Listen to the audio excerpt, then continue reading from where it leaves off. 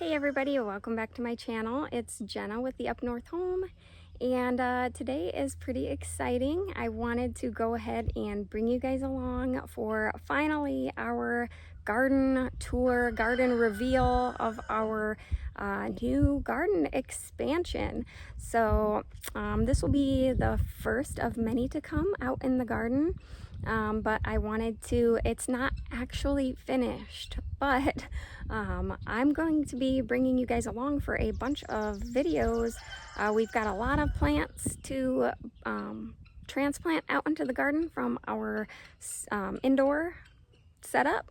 And I've got a lot of direct sowing of some seeds that I need to do, and I want to bring you guys along. So I thought I had better get out here and give you guys a tour of what we have been doing and what we've been building out here, even though it's not finished. So I will do my best to describe of what is going on and what it's going to look like where it's not finished.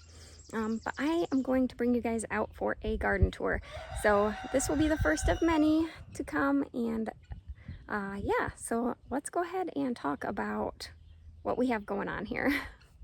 If you guys seen my previous videos, you would know that we have approximately a 60 by 70 foot garden here, and we basically started that from scratch. It was all a lawn, basically, with a small, maybe 20-foot space that had been tilled before we moved here.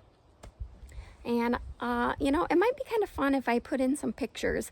So if I can, I'm gonna put in kind of some pictures of the evolution of this garden, what it started out as, and all of that, so you guys can really see. That would be pretty fun.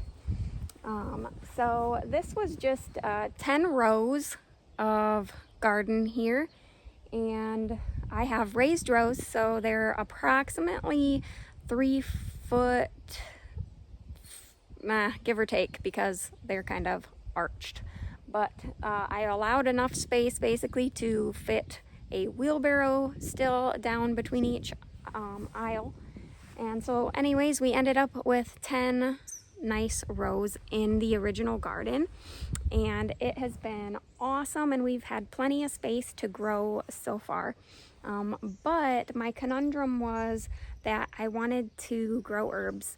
So I have been doing a lot of foraging for wild herbs since we moved here, and it has been amazing. We have so many usable, awesome herbs that I've just been growing wild on our property. It's been really cool to be able to harvest on my own property, out in our woods, along our yard, all over the place. We have tons of herbs, but there are some that aren't there, and some that are, but I would just like them closer to home, and that kind of thing. So anyways, I've been wanting to expand my herbs and the apothecary that I have for my personal stash. And so the problem was that we have dogs, and I didn't know where to put them because the dogs like to pee on everything, and they like to pee on the flowers and on the plants and in the flower beds. And originally when we moved in, there was a flower bed down kind of by the road, and a flower bed along the front of our front porch, the deck area. And for whatever reason, dogs just love to pee on the flowers and in the flower beds. And I thought, if I put my herbs in the ground, it's not going to work. They're going to pee on them, and then I obviously don't want to harvest those. So for all last year, I couldn't figure out what I was going to do or where I was going to put it. And so I basically had just all of my herbs that I had started, which were just a handful of herbs, and I just put them in pots on the front deck. And then winter was coming, and some of them were perennial, some were annual. So the ones that I knew could withstand the winter, I didn't want to bring them in, but I knew that they wouldn't survive in a pot because that would just get too cold. So I needed to get them in the ground anyways. So I just kind of put them willy-nilly out in the front where I knew that they wouldn't be able to stay permanently. So all winter and I've been trying to figure out what I can do with my herbs, where I can put them, where they will be protected, and I can grow more of them. So I couldn't figure it out, and then finally one day it occurred to me, the best thing I think would just be to move our clothesline and expand the garden to the front, and then I can fence in all of the vegetable and herb garden together to protect it not only from our dogs, but chickens and wild rabbits, deer, that kind of thing. And then everything will all be protected and all in one spot. And it's fun to just come out and sit in the garden and look at everything and how it's doing. So now I can come out and look at all the flowers and the herbs and everything all at once, and kind of have my own big old space here all together. So that's what we have. We've expanded off the front of the garden to include a kind of a cottage style herb garden is kind of what I'm going to be going for. But this is very, very early stages, so you're not really going to see a whole lot going on yet. That's what we're out here doing today. We're going to be adding some more herbs in here. And then I decided to go ahead and put a kind of a flower bed off the front here as well. So we've got kind of a flower area for just for now it's going to be annual flowers up here, and then the herbs, the veggies, and we've got our grape trellis over here, which we will talk about as well.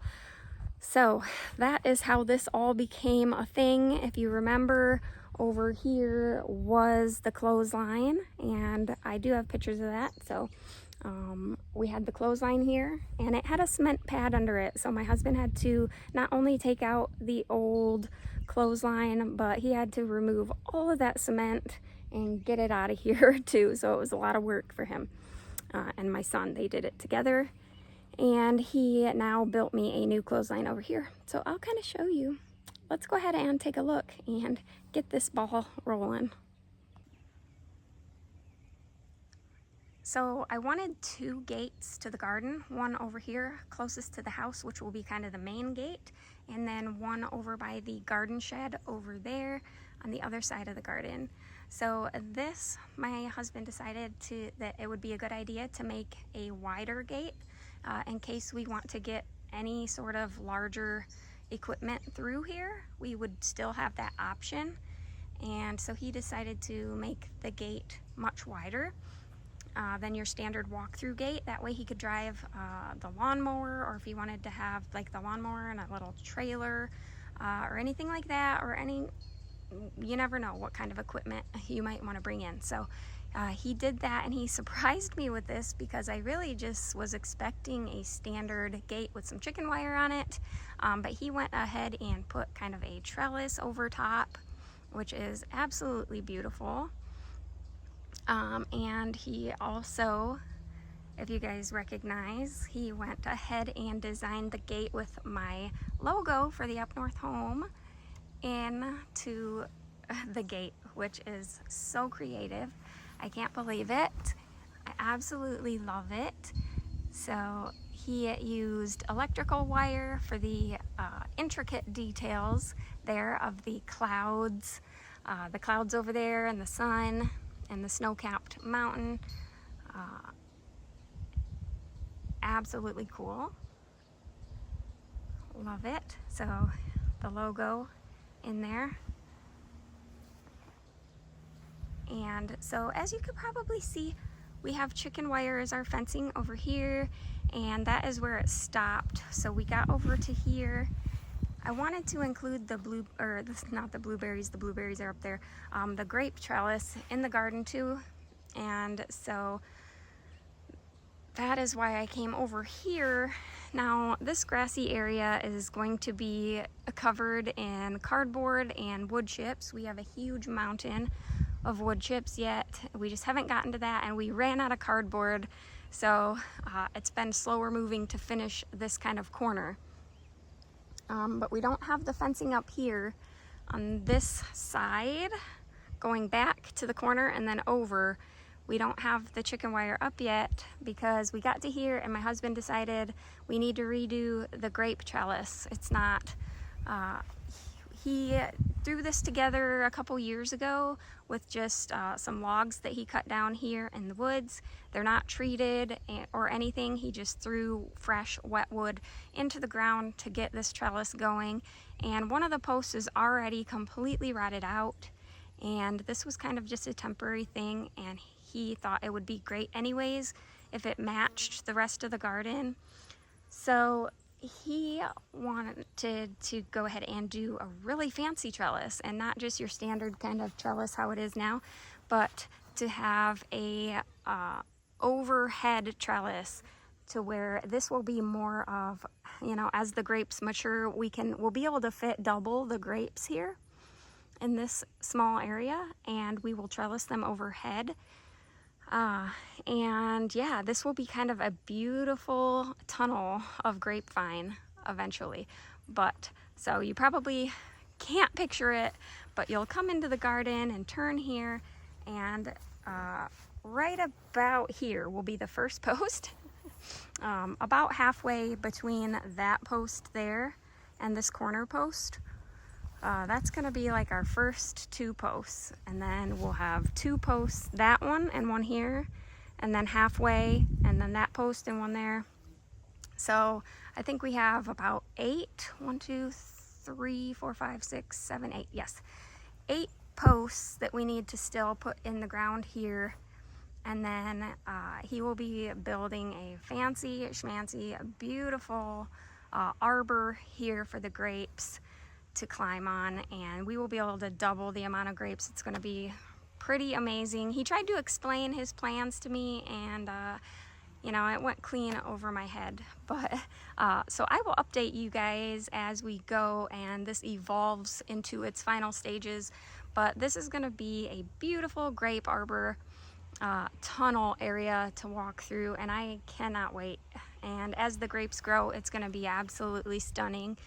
But that's awesome. So that's way more than I expected. I kind of had small plans, and my husband just made them even more amazing. So as you come in anyways to the garden through the gate, this again will all be wood chips. You can see we put down some cardboard and a bunch of wood chips, and I transplanted my lavender. I've got 6 English lavender that I started from seed a few years ago. I think this will be their 3rd year, and I had not wanted, it was a long time to start these from seed, and I didn't want to see them die, so I just put them in the ground in the front. And I think that this one is in such poor condition because the dog probably peed on it all last year, and so it's not quite thriving like the other ones. But look, it looks like those are gonna flower this year. Look at that. So right when you walk in and turn to the right, this will be a path right here where I put these stones. Eventually I would like to get some different stones, and it will go all the way around in a circle path that you'll see I have laid out, and it will be kind of flowers and herbs all along each side of the path. And so this side is going to be obviously the lavender, and these will grow up and fill this whole space. Eventually it'll be absolutely gorgeous, but I wanted you to walk in and kind of smell that beautiful lavender smell right when you're entering the garden. And then on this side, I plan on putting more of the annuals going down because it's so close to the garden. Stuff that is less likely to spread and things like that will be over here. That's the goal anyways. So you'll walk in down the path, which is really just so that I know where to step, where it's safe to step. And right here, the path will split, and we'll have kind of a circular walkway with kind of an island in the middle, you would say. And right here on this point of the intersection, I transplanted my catnip. So this I found, actually I had some catnip in the front out by the road when we moved in. They had planted it. It was a different variety though.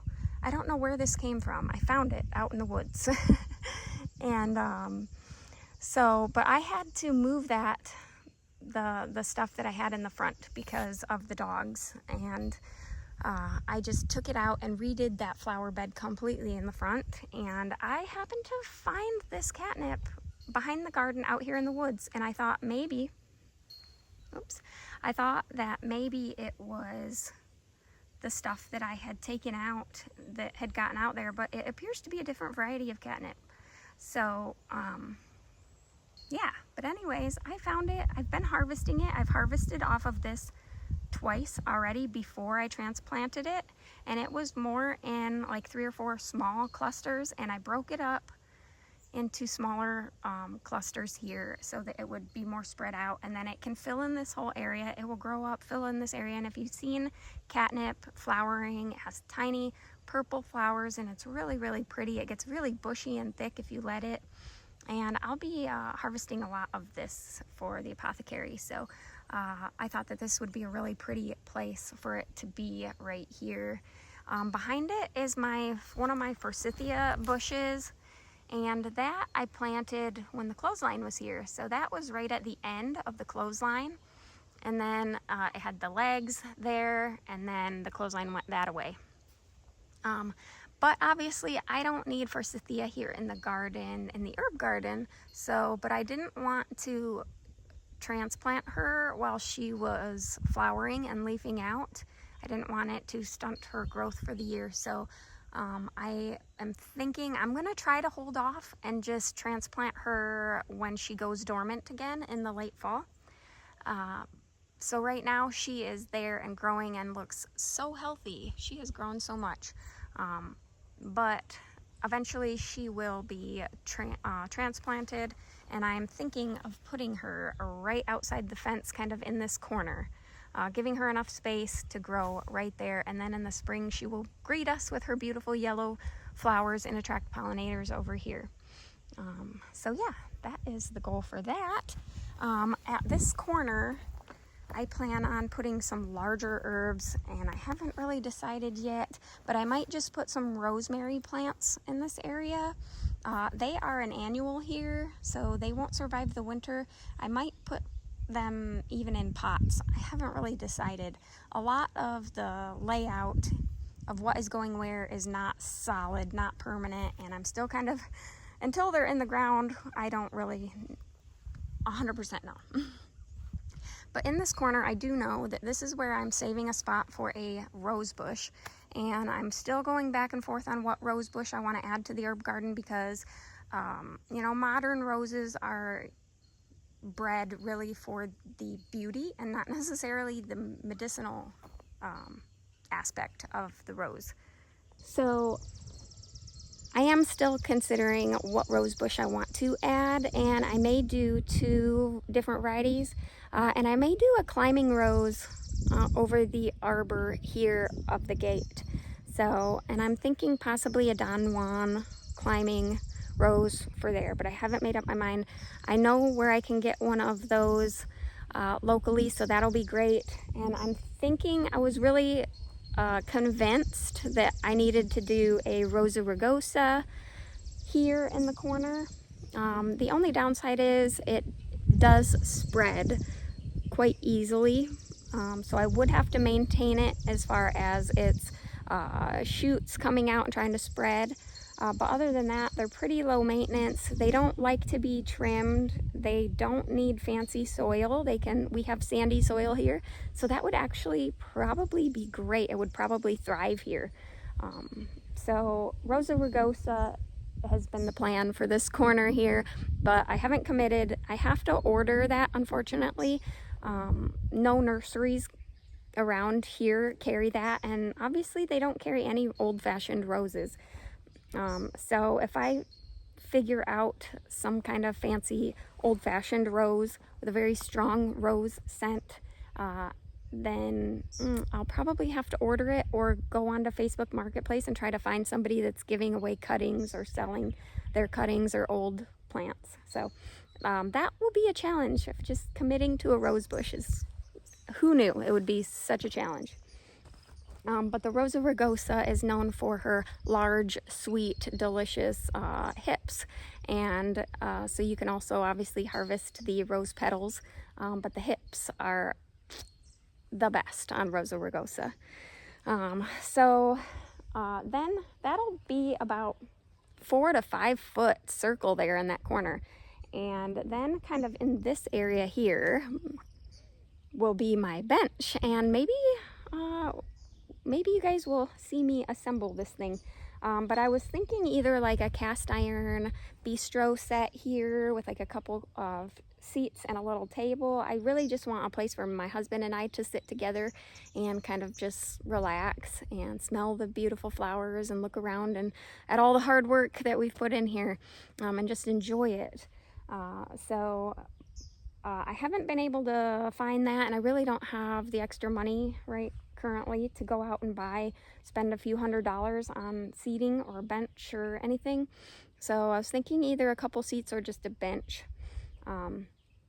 And I came across some Pinterest pictures of just throwing together a bench with cinder blocks and some treated like 4x4s.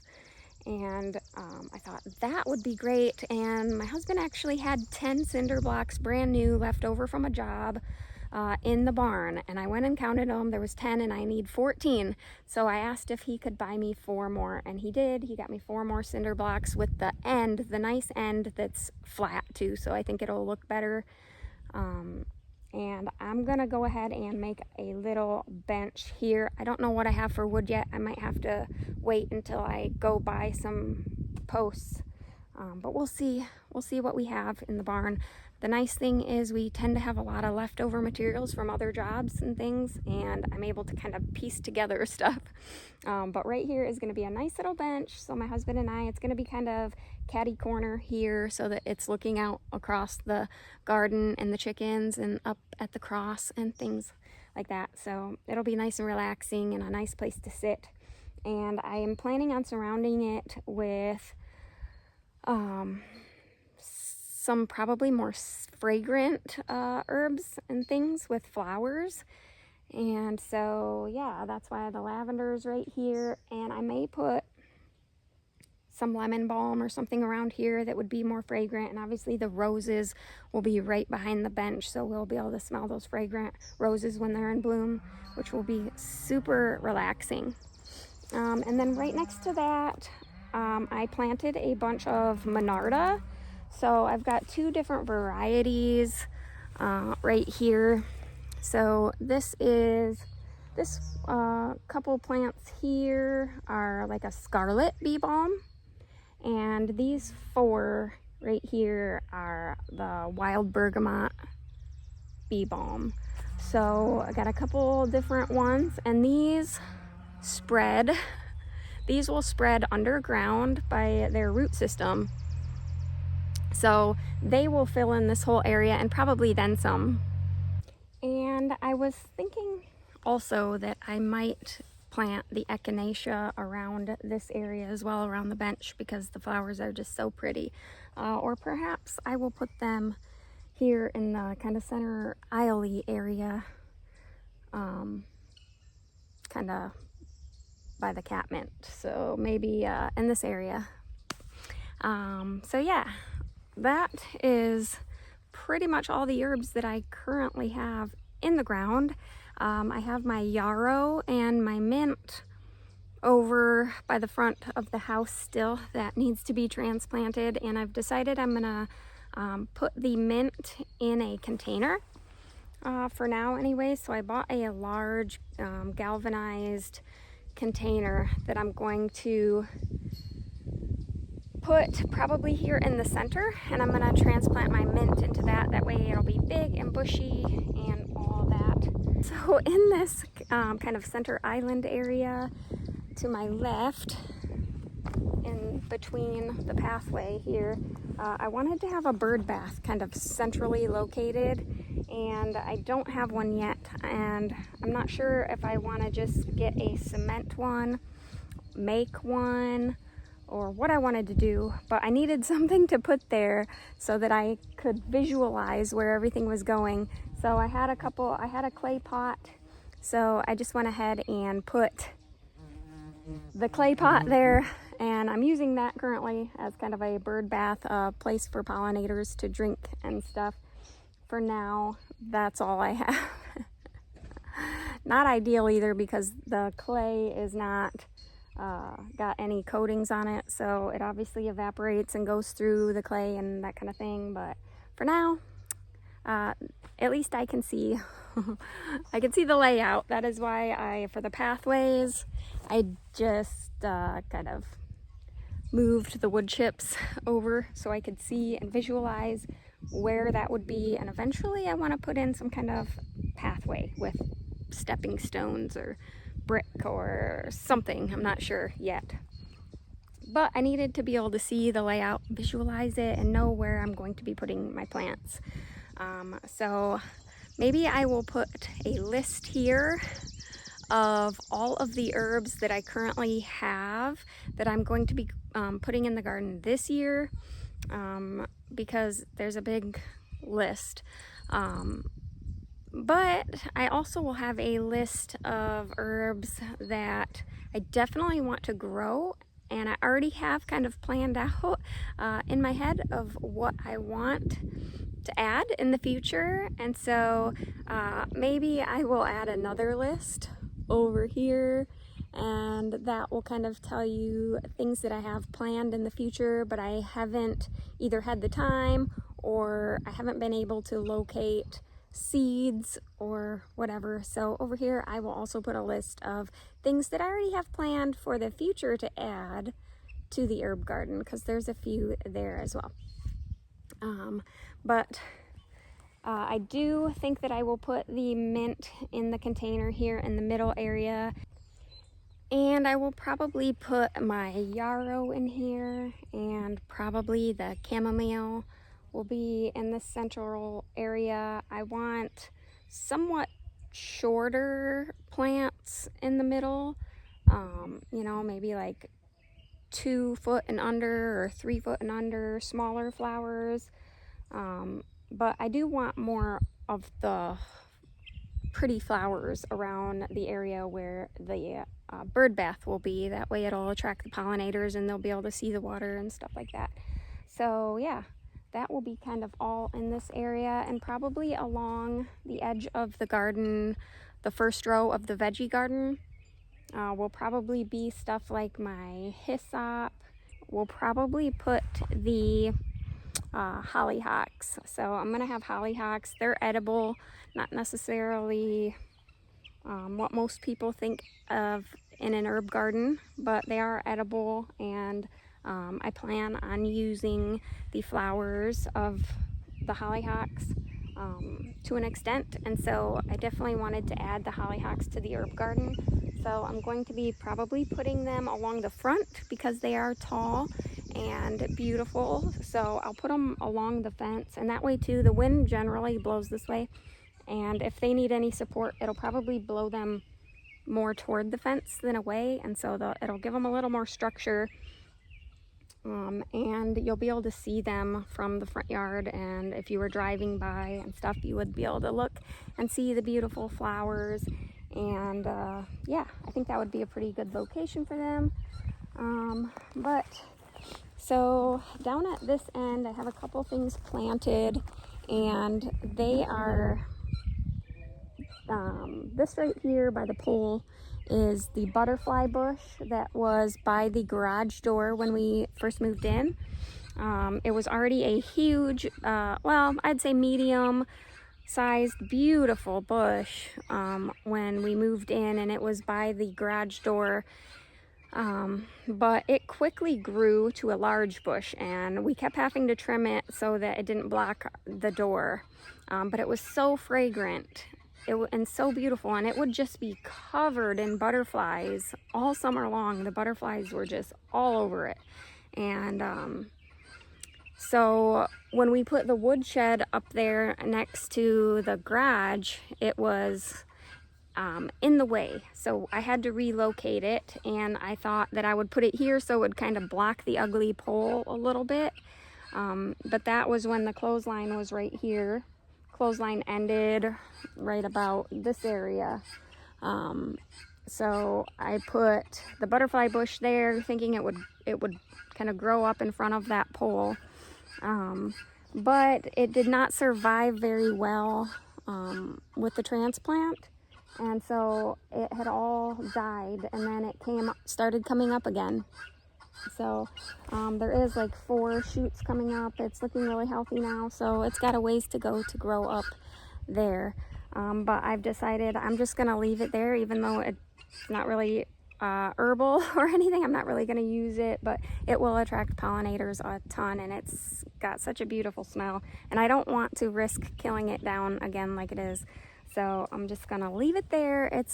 I'm planning to permanently leave it there. And if I do get another variety of rose, I'm going to probably put it back in this area over in this corner, and have some larger bushier plants here toward this end.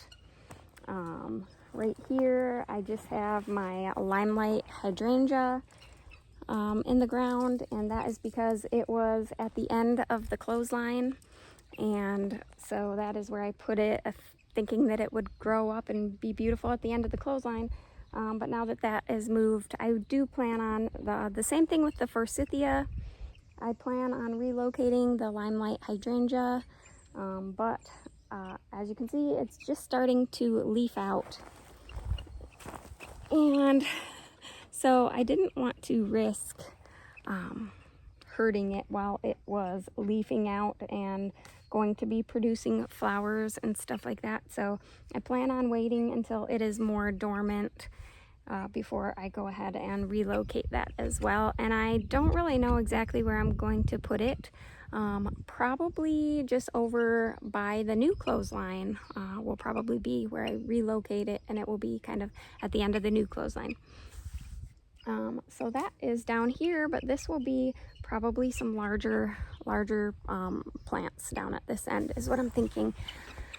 And then that is our first row to the garden, and currently it is not occupied by anything. The second row there already has onions in it, and then behind that we've got the cabbage in it. I believe 8 plants of cabbage. Behind that is arugula and lettuce that has been not wanting to come up too much. So this whole area, as you can see, we have a pretty large area now to put herbs. So I have a ton of them that will be coming out here. Oh, and I forgot to say too, here in this center area that is where I'm thinking of direct sowing my Rudbeckia.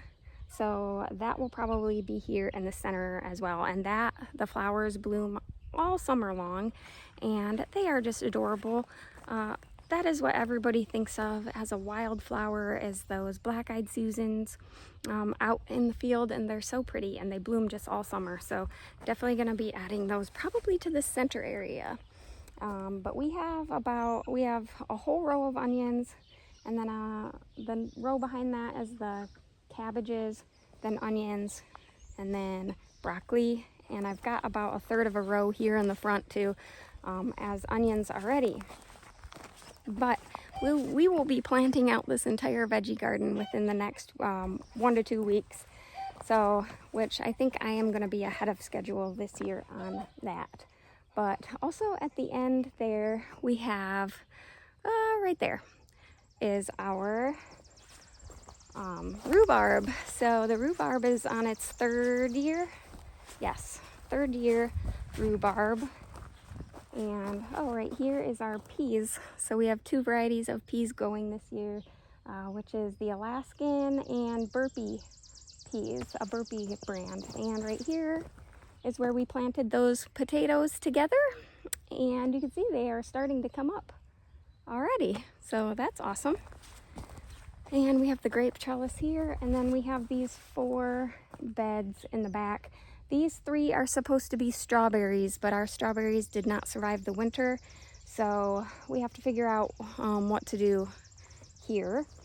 Actually, we planted rootstock from Tractor Supply, and I think that they were dead. They never came up after we planted them, and I'm pretty sure that they were dead. So it's not really that they didn't survive the winter, it's that they were dead from the get-go, and they never came out of dormancy when we planted them. But in that last one you can see is asparagus, and it's growing well. This will be its second year, and so we're not able to harvest it yet.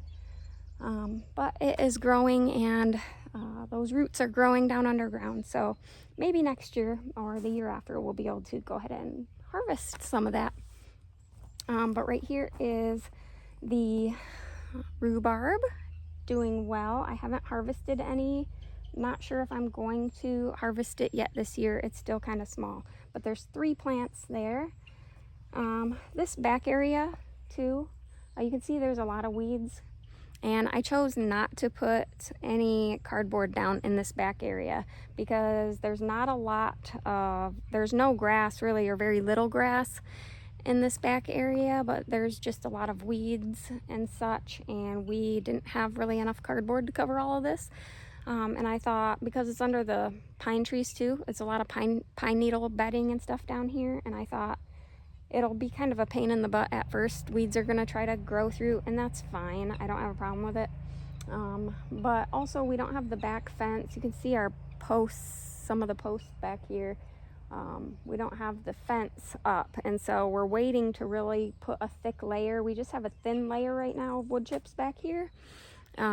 And once the fence goes up, I'll be able to really pile in the wood chips back here and drown out those weeds and such. But there's some wild raspberries and blackberries around as well, and some of them are inside the fence line, and we do harvest our wild berries, so I didn't really want to kill them, but I'll probably at some point dig some of the ones up that are within the fence and kind of put them all toward this back corner behind this pine tree, and kind of put them all over there in that kind of corner area.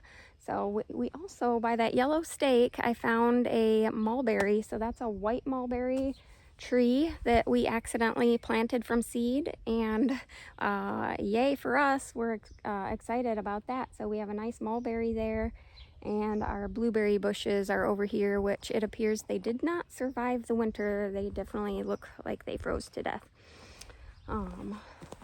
But yes, we do have a lot of herbs back here that I do harvest. So there's like motherwort over here coming up in the ground. There's tons of motherwort and cleavers and stuff all throughout here. So that is one reason why I didn't care too much if they kind of poke up through the wood chips right now. Right here, some of the wild berries that I'm going to relocate over there at some point. We got a bunch of them. That was one of my elderberry that didn't survive, but I have 3 beautiful, very healthy looking elderberry bushes. So those are from the elderberry growing wild back in the back of our property around our pond. I found a bunch of elderberry growing back there, and so I went ahead and took cuttings and planted 4 of them. So yeah, 3 of these are doing excellent. And if I do decide, I'll probably take a cutting off of these and plant that 4th one, redo that one and get it going. And also right here, I found another mulberry tree. So I will probably at some point relocate that once it goes dormant. I definitely don't want to do it while it is growing. So yeah, I've got a lot of work to do come fall, relocating a bunch of stuff. But yeah, we've got curly dock and stuff, yellow dock coming up back here that I will pull up by the roots and go ahead and harvest that root at some point as well. There's a whole bunch of it, a whole bunch of dock growing back here, which I don't want here, but I will use it for the herb garden. So it's a good opportunity to dig it up. And then over here behind the shed, so this shed was our old chicken coop. When we moved in, it was relatively in this area, and it was the chicken coop So we did use it as a chicken coop when we moved in, and then eventually my husband did build that chicken coop, and so this one became the garden shed. And eventually I want to kind of redo the outside, get rid of the chicken door and re-side it, either white or red siding on there, and get the wood off the soffitting and the fascia all set up. And but this is kind of the corner of the fence where it comes here and then comes and meets up with the shed, which is on a hill, and so the post is straight but the shed is leaning. And my husband's probably going to at some point raise the shed up so that it's level and add some shelving and stuff inside, and so that it's a lot more user friendly, because right now everything's just kind of thrown in there. But this will be the compost area, and we're probably going to store our wood chips over in this area and build kind of a little surround so that it's so the weeds aren't growing up into it and it's a little more contained. But that will be on the outside of the fence. And then the other gate. So this will be the other gate area. Again, the post is straight and the shed is leaning. So we just drug the shed here with some tow straps. That is why the siding is damaged, because we just wrapped a big tow rope around it and pulled that sucker over here and spun it. And so that is why. And it's leaning because we didn't level the ground or anything, but we will probably jack this side up and fix what's going on with that. So I think that covers it as far as the garden. I'll show you real quick where we moved the clothesline. And so again, this will all be fence. I have this beautiful maple tree growing right here and some oaks. And come fall, we plan on, when those trees go dormant, we plan on moving some of those hardwoods up to our hill area and out into the pasture, so that we have shade trees out in the pasture, because right now we have no cattle or anything out there. But when we did, the cattle hated going out there in the sun because it's just too hot, and they wanted to be down here at the barn during the hottest part of the day. So we thought it would be a good idea to add shade trees and stuff out there. If there is ever any cattle or goats or any kind of livestock out there on the pasture, that we would have some shade. So luckily we have a plethora of small saplings that we can move, and we don't have to go out and pay hundreds of dollars for maple saplings and stuff from nurseries. So this is the exterior fence to that one side that's not finished. So we moved the clothesline from over here to over here. So where we put it is kind of in our backyard. Man, there's a lot of bees flying around today. The backyard here is kind of hilled, and this is where our septic tank and everything is. So basically the new clothesline is straddling the sewer lines that run from the house out into the septic. So I tried to keep this open and not put anything where we might in the future have to ever, if we need to access it to have the septic drained, or if something were to happen and we needed to put in a new septic. I didn't want to block any of that from happening. And so the posts are basically straddling, and the pipes will be completely accessible if we ever need to do anything here. But of course, when you have a septic and all of that, you can't really build anything permanent, and it's kind of a waste of space, if you will. So we always thought, well, what can we do back here? There's nothing that we can do back here. We don't want to obstruct it. And so I think that is a great solution to the space. And because it's a hill, it's not like we do a lot of activities out here. Our fire pit and stuff is over at the end of the yard on the end of the house. And so that's a more flat area, and it's more shady with the trees. And so I thought that that would be, anyways, a great place for the clothesline. We don't have the lines up yet, and my husband may trim off some of the excess ends there of the 2x6. I think it's a 2x6 or a 2x10. I can't tell from here.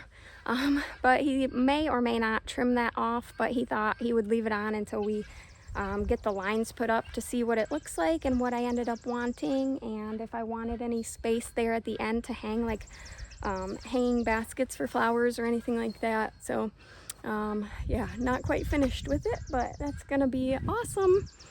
But yeah, that is the tour of the entire new garden. Unfinished, but looking beautiful. I am super excited to see by the end of this growing season what it looks like. It's going to be amazing. So I hope that you guys enjoyed and found inspiration in this, and I am so glad that you came and watched with me today. But I hope that you guys stick around, and we will see you in all of our further gardening videos to come. So have a blessed day, and we will see you guys next time.